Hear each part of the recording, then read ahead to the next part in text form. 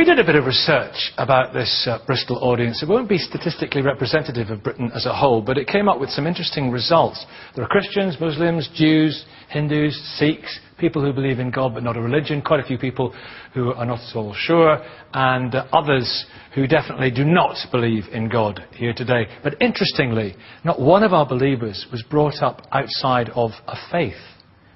So it would seem that what you are led to believe as a child is absolutely critical in whether you will become a religious adult. So, should children be brought up in a faith? Anthony Lampert, children have a kind of a period of magical belief, don't they, wherein they will believe anything. Are there dangers in that? Absolutely. Children are hardwired to follow their parents, and it's a safety mechanism. They have to follow their parents. The parents will teach them all sorts of safety mechanisms, and they're undiscriminating at the beginning. And it's an extraordinarily effective mechanism to indoctrinate children, to close off some of the questioning pathways, and it can be extraordinarily harmful as well. Religion hardwired into children can actually stifle their thought processes later on. Can I object, really? I'd like to object both as a parent and as a rabbi. He's only just started. Yeah, but he's wrong. And he can't be allowed to get away with it, because surely, parents, it's appropriate to hand on the best of what you consider your social skills are. It could be music, it could be sports, and it could be religion, because religion ultimately is a force for good, both for the individual, giving them sort of a sense of personal worth and values, and also giving them a place in society. And your idea of religion is a sort of dinosaur religion, going back to tribal sacrifices. Religion's moved on, and religion at its best seeks to stimulate, to ask questions, and to look for the good of the child and society as a whole. At its best, religion certainly can have all those human attributes of sharing knowledge, of encouraging debate, of encouraging free thought. And I applaud you if you manage within your religion to succeed, to find a way out of the religious strictures, to succeed in that venture. And I think, in fact, there are a lot of religious parents who can do that, who succeed in opening their children's minds. Unfortunately, what I've experienced, and I've experienced personally, and seeing the effects of religion in the world, is that many children don't find a way out, and don't see a way, don't see any pathway to explore the world properly without suffering huge difficulties within their own family of upbringing or their culture of upbringing. They are constrained by that. So what you've got to do is distinguish between good religion and bad religion. Oh, well. We're here. Join us on a Sunday morning. Or the religion that is inclusive and welcoming and open to others, which is as much part of the you say religion has moved on tremendously over the years. Has it? Yes, it has. It has. Every faith has contained both of those tendencies.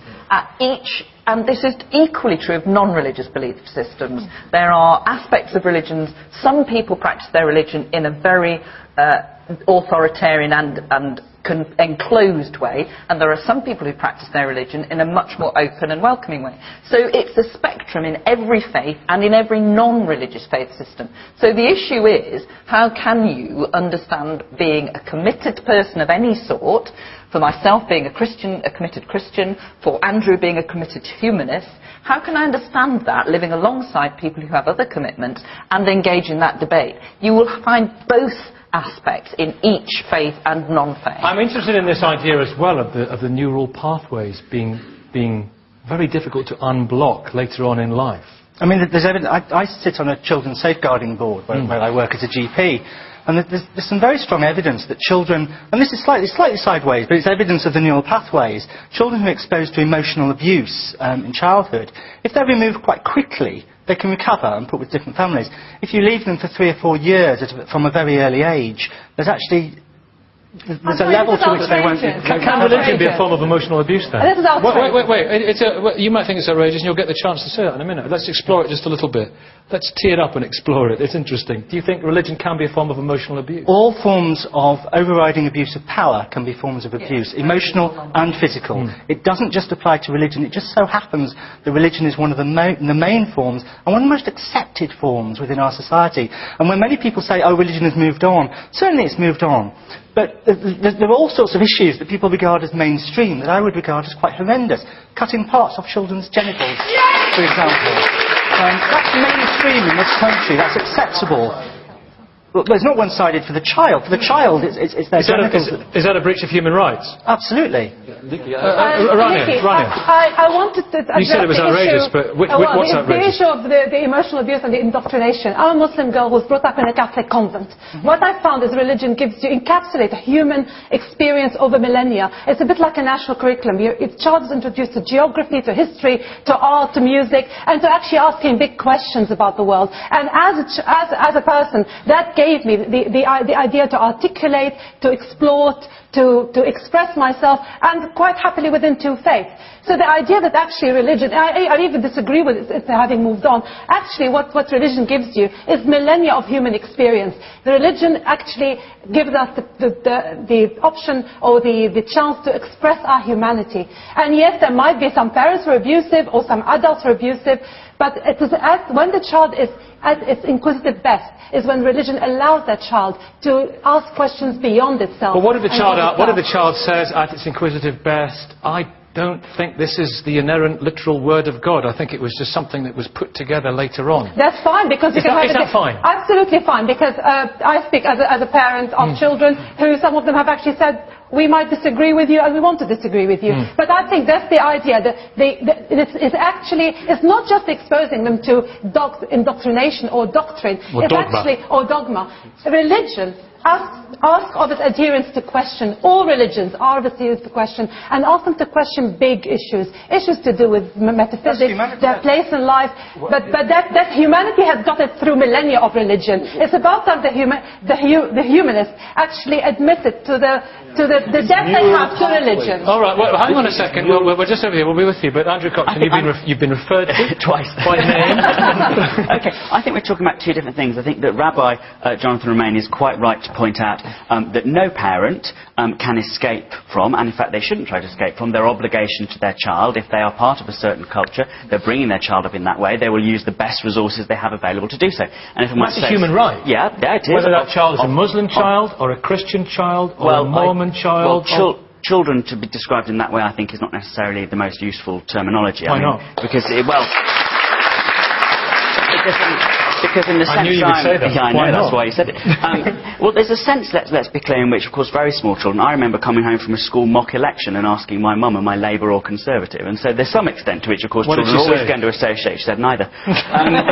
But there's always an extent to which children are going to associate, with their parents to some extent. But as children grow and mature, I think it's the obligation of parents to be able to lay in front of that child the options that exist in the world and to equip them with the skills to make their own determinations. And I think you can provide a child with that sort of upbringing, whether you're religious or non-religious, in fact. But I think that's separate from what Jonathan is defending. Now, Reform Judaism, for example, to me would be a very good example of a sort of religion which resides very much in community and cultural feeling. Yeah. Whereas what Anthony is talking about is the sort of religious upbringing that would enforce certain codes, certain ways of thinking, certain doctrinaire and dogmatic ways of thinking. For example, if you had children who were raised in very exclusive brethren families, for example, then there's good evidence from studies of children who are raised in very exclusive, closed-off sects. Protestant sects, as you would call it. Who have real difficulty engaging in the future with their life. There's good evidence that people but currently our schools are actually imposing doctrinarian ideas around environmentalism, around healthy eating. Children are feeling guilty if they have a burger and chips. So the idea that religion is the one that is indoctrinating kids. Children are feeling guilty if they have Gentlemen here straight away, you put your hand up. And I'm going to do the idea, I want to pursue the idea you said about the genital mutilation a few minutes ago as well. Can I just say, I don't think that's quite what he was saying. What he was saying was that parents have this sort of inherent inbuilt effect on their children, whether they're religious or non-religious. So that's going to be there anyway. What we need to do is accept that, I think, and then make sure that the religious education they get after that is good. And what about this idea of that it's an absolute violation of someone's human rights to cut a part off them when they're very, very little, before they're in a position to consent or not? Because I saw Jonathan went bright red when you said that. I mean, and I absolutely share with Jonathan that I think it's very important that parents share their values and beliefs with children. That stops where the parent's body stops. The child's body is somebody else's body. Many children will leave the religion or culture of their parents when they get older. It's vital that you leave them sufficient space and actually leave them their body intact in order that may I just finish? Of a child's right for a parent to take them to the barber, the hairdresser. I'm not. Do you think it's the same? Going to the barber. I'm asking the question. Perhaps I could reflect. Perhaps I could reflect. Okay, Anthony, Stephen, and Anthony, go on. Yeah, I mean, I'm afraid that's just a nonsensical parallel. Well, I refer you to the FGM legislation. Do you say that it's okay to chop parts of girls' bodies? I think it's ridiculous to chop parts of anybody's body without their consent. Of a child's body. Let's get real. All right, Rabbi Jonathan, you want us to get real? Yes. Chance would be a fine thing. I'll try. The one thing everybody knows about Jewish parents is they are neurotic about their children's health. If for one moment over the last 5,000 years we thought that it was endangering a child physically, psychologically, emotionally, it would have been dropped. Absolutely, along with animal sacrifices. Okay. We don't do it because we want to harm the children. Points. May I quote Maimonides from the 12th century, who knew that it reduced sexual satisfaction, What? How many children do Jewish parents have? And number two, there is a code in Jewish law that says if you've already had 2 sons who've died from ritual circumcision, believe me, children do die from this operation, this unnecessary, non-therapeutic operation. You no longer need to circumcise. This is the 12th century when every other child died in childbirth anyway. And the fact is, there is current research. There is 21st century. In the 21st century, 2007, in the British Journal of Urology International by Sorrells, there's a good paper on sensitivity of the penis, not being rebutted. You speak to people. I'm afraid people who are brought up in these communities don't know because they've never known. If you speak to people within these communities, Stephen Law, let me bring Stephen Law. You've written a book about this. You've written about what's your book called, Stephen? The War for Children's Minds. Ah, you're right on this then. The war. Yes. Is this a war for children's minds? Is it dangerous to implant this stuff in a child's mind when that child is at their most credulous? What we've heard are very liberal voices so far this evening, and not everyone is quite so liberal. It seems to me that it's important that we encourage children to think and question, and everyone's signing up to that here. Yeah. But I think it's particularly important that we don't raise moral sheep, if you like, individuals that might do the right thing whilst they're being led in that direction, but when someone else comes along and wants to lead them in a different, darker direction, they'll follow that leader too, because they don't have the inner resources they need to think for themselves and make their own moral decisions. So it's important we raise citizens to be independent, critical thinkers, and most people here seem to want to sign up to that. And if it is that important, then let's make sure that every school, state-funded or not, is ensuring that children are thinking critically and independently about these kinds of issues.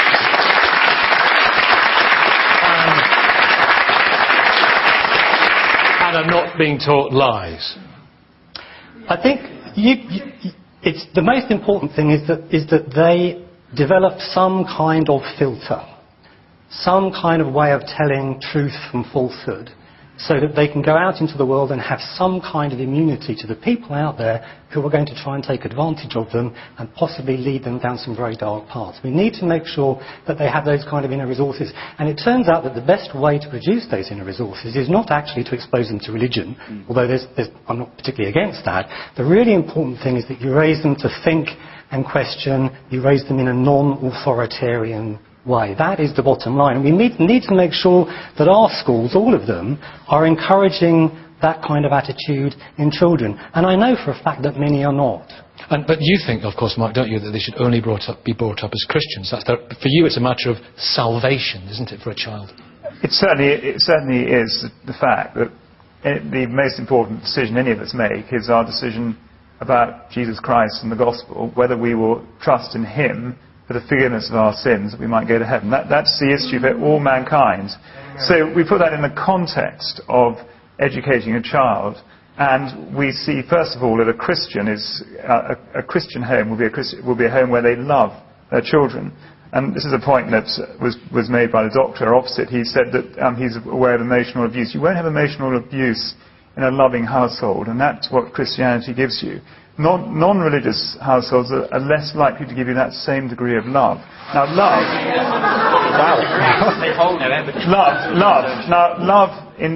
love requires that you give somebody freedom of choice.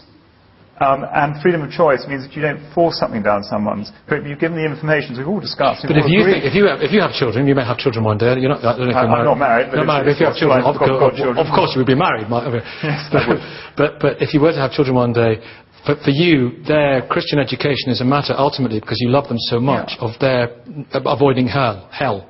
No, well, yes, of course it is. But the way you do that is to give them the information to make the choice, but tell them that if they're going to make that choice, it's going to cost them a lifestyle choice, and they must make that decision for themselves. I would certainly not want to make it for them. But I think all religions, that's what they aim for. They aim for their adherents to actually make a choice. The idea is you are accountable for your actions.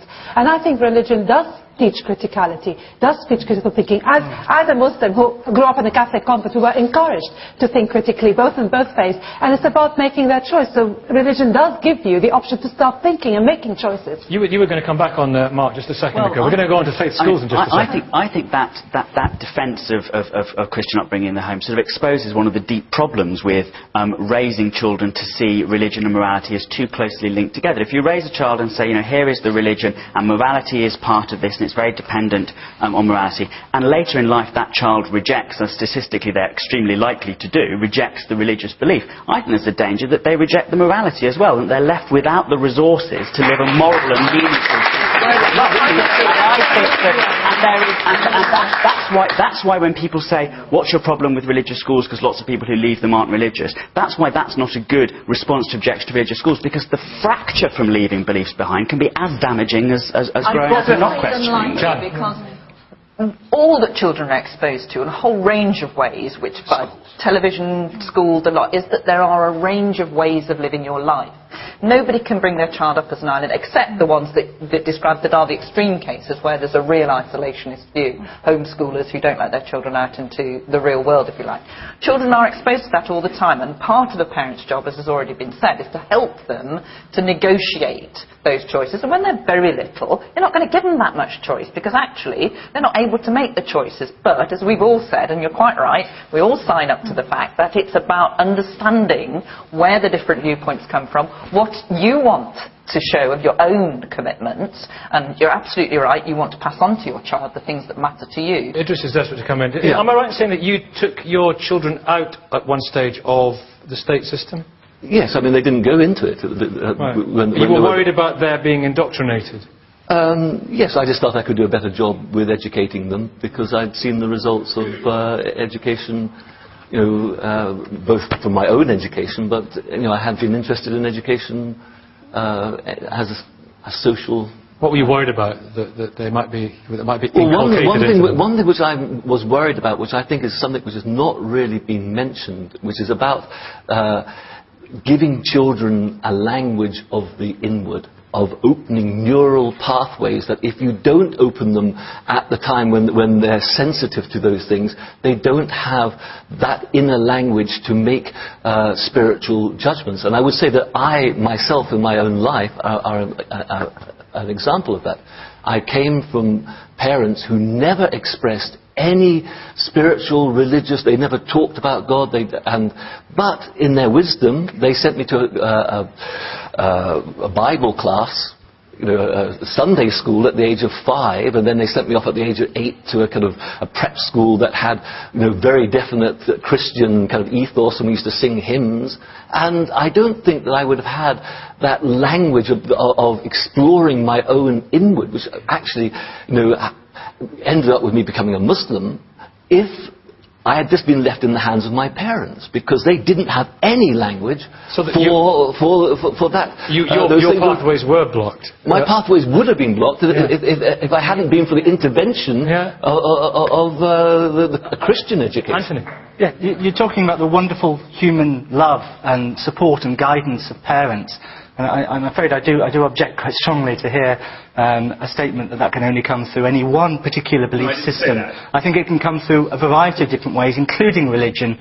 As I say, I think people sometimes have to push quite hard to find it within certain strictures of religion. Some religions are more broad-based than others. I think that's wonderful that your parents loved you and showed you love and support. Open up the pathways. What I worry about is I think they did it inadvertently. I don't think they had any. They just did it because everybody else sent their children off to Sunday school. It's an unintended consequence. So they did it kind of. I want to move on to faith schools in a second, but finish what you were saying, Anthony. I'm not sure I had anything more to say on that. If you finished, I think I have. But if you finished what he was saying, there's a round of applause. Faith schools. Faith schools. Rabbi Jonathan Romain. This may come as a surprise to some people. Why are you so dead set, absolutely against faith schools? Well, as you just heard, I am very much in favour of faith, but I'm actually concerned about faith schools because of their effect. Now, I know that people who run them may have the very best intentions, but the actual result is you're dividing the children. And we wouldn't dream of doing that by colour, school for black children, school for white children. Why are we doing it by faith? And of course...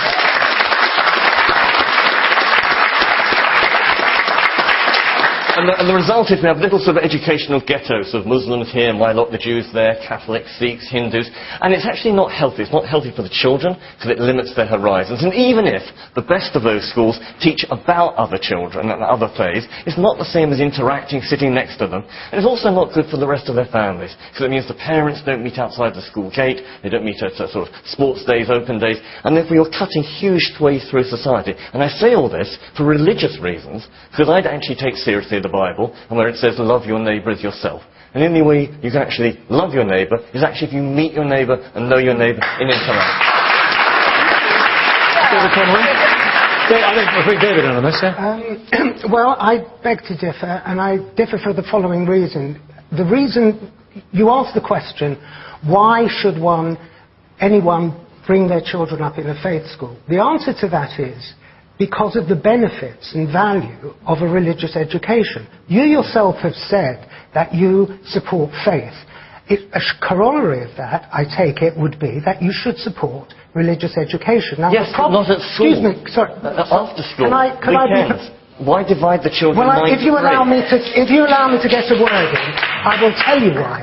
Because of the differences that there are between faiths and the impossibility of bringing children up in any one faith simultaneously in a class, in a school, at the same time as you are seeking to inculcate and nurture every other faith that there is in this country. I disagree with that. Excuse me. We do it. No, so they're irreconcilable.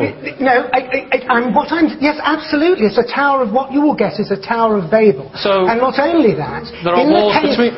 Wait a minute. If we can go back. But is that not an argument that religion should be nothing to do with schools? No, absolutely not. If you think, sorry, can we just go back a few steps? It's fine, David. Yeah. Is religion a good thing for children? Right. It's a good thing for children. Why is it a good thing for children? It's a good thing for children because it's a good thing for adults. Why is it a good thing for adults? Because innumerable studies have shown, from America, Europe and Britain, that people lead healthier, happier lives and less... with respect, these are the latest findings from positive psychology. Richard Layard in his book Happiness... Could I quote the Christian Medical Fellowship? No, you can't, because I'm that's point number one. Yeah. Secondly, it has also been found that children who have a religious faith, have some religious faith, it is far better for them educationally. Not only do they tend to achieve much better academic results in consequence, and irrespective of whichever type Why is of that? Because of their religious faith? Why? Or because of their home life? Or what? Well, I'll tell you what. That's what I'll answer that question. The reason why, one is, it insulates them from a lot of risky behaviours that otherwise children... This is a well-known... Look, I'm sorry, you keep saying no. Why don't some of you read some of the social scientific literature? There is a huge amount of social scientific literature on this, and what it shows by and large is that people who have strong beliefs of any sort have, happier lives and feel more secure in themselves. Unsurprising. That doesn't mean that we should start encouraging really, really right-wing racist political beliefs, because the people who have them are really happy. And in the same way, not to compare like with like, well, they are. If you look at the American studies, for example, you keep using the category of religion as if that's what's being talked about, but actually, strong beliefs of any sort, strong community belonging of any sort, whether non-religious or religious, is shown to have the same constantly vindicated. You're with people who, agree with you, and it's very good feeling of solidarity. Yeah. But, another good part of life is to be challenged and to think outside your normal parameters, and that is the best part. Absolutely, it's what this programme is about. Imagine how boring it would be if everyone here in this audience all agreed and was of the same mind. But it's up to the community. Then if it wants to create a school, to create a school. And actually in this country, I would like to support faith schools, which are open to everybody in the community to apply and come to them. Because what they actually give, they will follow the national curriculum, they'll be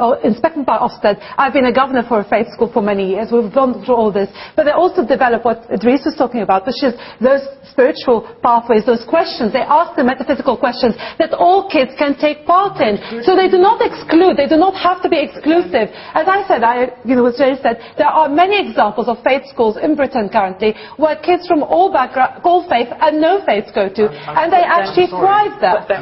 Yes, sir. I'm sorry, but how competent are children to ask questions about metaphysics is baffling to me when many of them are not in the ability to ask such complex questions. Well, questions about why I'm here, what made the world. These are the questions. I mean, if you talk to Stephen, he will tell you. You're right. Children will always ask questions that are all just out of their Well, let's hear his story. It's a fascinating story, because you were brought up in a Muslim school in Pakistan. Yes. And then... well, I wouldn't say a Muslim school, but Islamic education was compulsory. Then you came to this country, went to a science class, and gradually your eyes were opened to the true wonders of science, which you've not been taught.